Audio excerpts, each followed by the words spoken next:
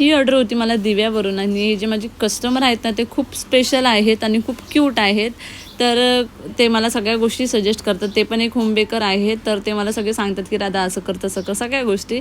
तर ही 2 केकची ऑर्डर ते एक त्यांना संध्याकाळी हवं होतं जो की हा केक आहे. तर मला रेडी करायला भेटलं नाही कारण मला केक घेऊन जायचं होतं आणि 11 इथंच वाजले होते आणि संध्याकाळचे. तर मी ट्रेनला पण गर्दी नव्हती तर मी केक घेऊन निघालेली आणि माझी खूप घाई गडबड झाली.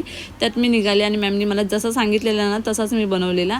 तर हा केक त्यांना खूप जास्त आवडला आणि काहीतरी नवीन करायला भेटलं ट्राय. तर हे जेवढं डेकोरेशन आणि सगळ्या गोष्टी होत्या ना ते मॅमनी स्वतःहून मला सगळ्या गोष्टी सजेस्ट केल्या आणि खूप सुंदर वाटत होतं. आणि दुसऱ्या दिवशी त्यांची जो केक आहे तो 7 किलोचा केक होता. तर तो घेऊन आम्ही निघालेलो डोंबिवलीला. तर त्यांचं जे लोकेशन होतं सेलिब्रेशन करण्याचं ते होतं डोंबिवलीला. त्यानंतर आम्ही लोकेशनला पोचलो.